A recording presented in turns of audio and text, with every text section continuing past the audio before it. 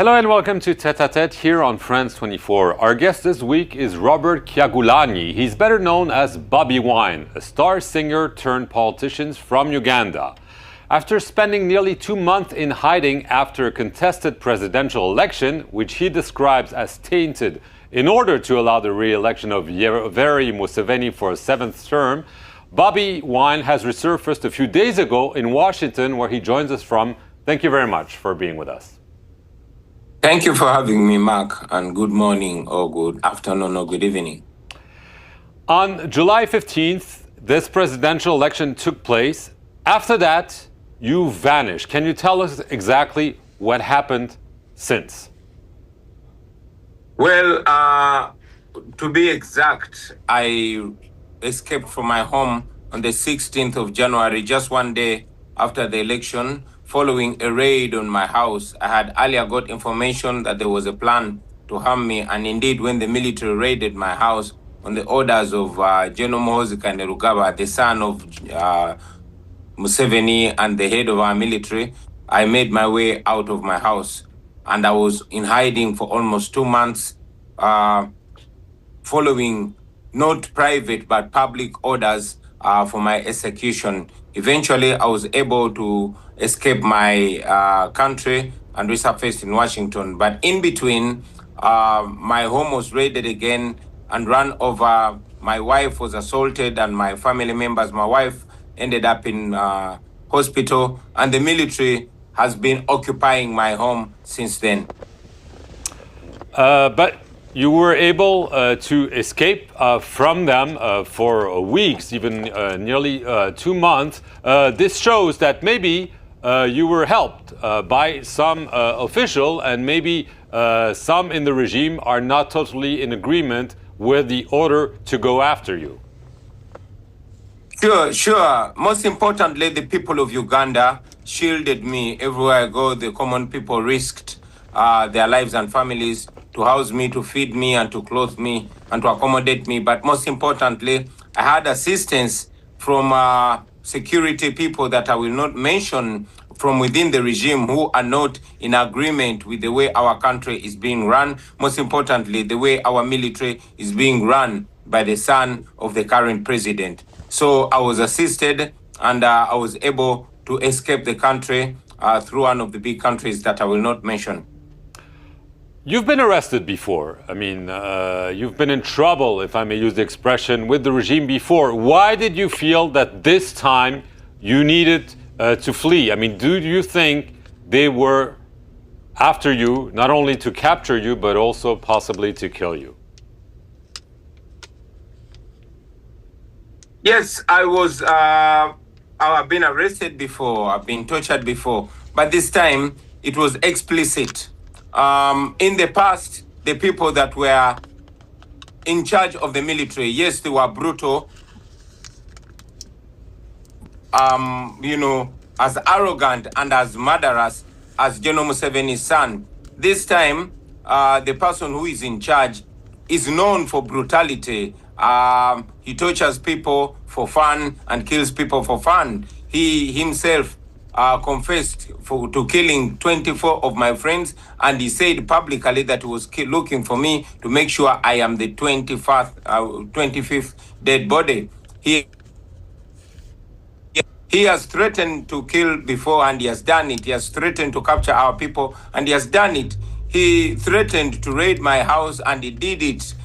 Beat up my wife, and she ended up in hospital. So when he threatened to kill me, I knew that my death was imminent. And indeed, there were very many roadblocks mounted all over the country looking for me. There were many raids on the officials of my party, the members of parliament, and even my personal assistant.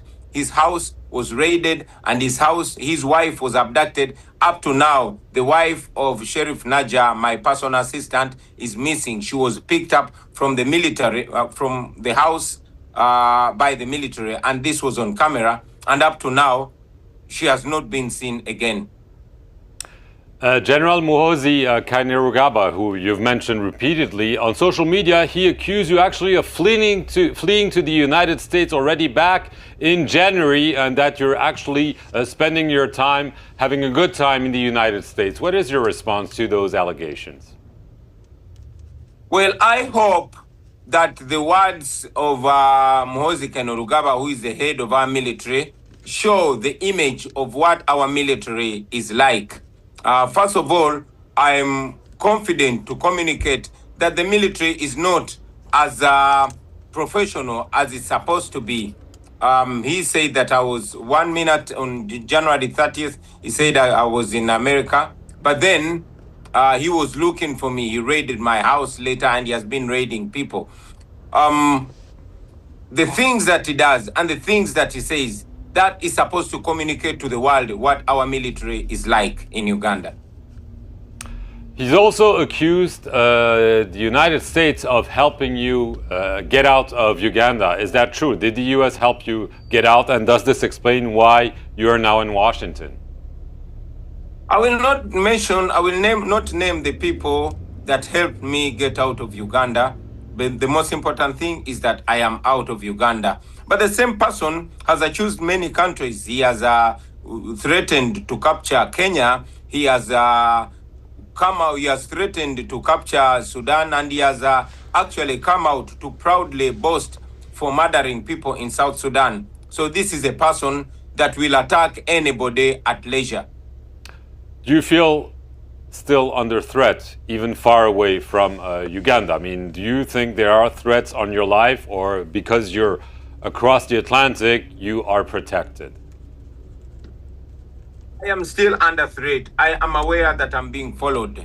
And, in Uganda, history shows that many dissidents have left the country and have been followed and hurt, harmed, even killed from very far away from home. I am still under threat. However, at least I know that I can communicate in the tentative. I can be able to speak to the world. Right. What are you waiting for? There is also talk that U.S. Ambassador to Uganda, William Popp, is brokering an agreement with President Museveni that would allow your safe return and your party, the National Unity Platform, to be recognized as a legitimate political party. Are there such talks underway to help you get back and help your party re-become a normal political party? First and foremost, we don't need any negotiation for our political party to be recognized. The law is not to be negotiated. The law is the law, and according to the law in Uganda and internationally, we are a legitimate political party. We have never been disagreeable to dialogue. We are for dialogue, but we don't believe in transactional dialogue. We believe in constructive and principled dialogue. First and foremost, I am not going to negotiate my freedom. My freedom must be guaranteed. But do you think that there are conditions under which you could go back to Uganda despite the antagonism you mentioned with the regime and especially the son of the president?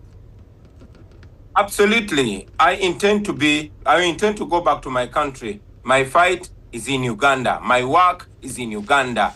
And my citizenship is in Uganda. I'm a Ugandan, and I have to go back to my country. However, I am supposed to be in Uganda as a free citizen, not as a person who must beg for my freedom. Are you calling for sanctions against the regime by the United States, by Europe, or given that there have been strong backers of Museveni in the past, you don't think that's realistic at all? Clearly, I am calling for sanctions, not only from the United States or Europe, but all believers in democracy, all believers in human rights, and all believers in the rule of law. These are values that bring us together as citizens of the world, as the international community. For democracies to be seen to work or cooperate with non-dictatorship, that is an embarrassment, that is an indictment to their legitimacy. So we are calling for sanctions against those that violate human rights, most importantly Museveni, his son, and all the officials that subvert democracy and the rule of law and abuse rights. I know that Uganda depend so much on foreign aid. And we have constantly been saying that that aid should be tied to values, should be tied to democracy. It should be conditioned to democracy, the rule of law, and respect for human rights. As a conclusion, Bobi Wine, do you still want to be president of Uganda, or have those past experiences, especially this last one, indicated you that it's maybe not something you want to pursue? Well, I have been elected president of Uganda twice. I've been elected president of Uganda twice.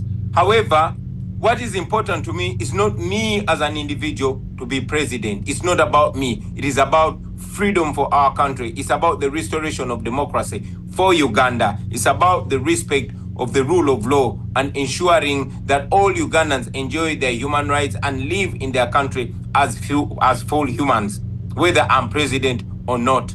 So I've said it again, and I say it right here on France24, that it is not about me, but about ourselves. There is a whole generation of talented and qualified young people, and we must pave a way for that generation that must live not in dictatorship, but in absolute democracy. That is our wish, that is our fight, and that is our mission. Bobi Wine, I want to thank you very much for being our guest here on France24, and thank you all for watching this edition of Tête à Tête.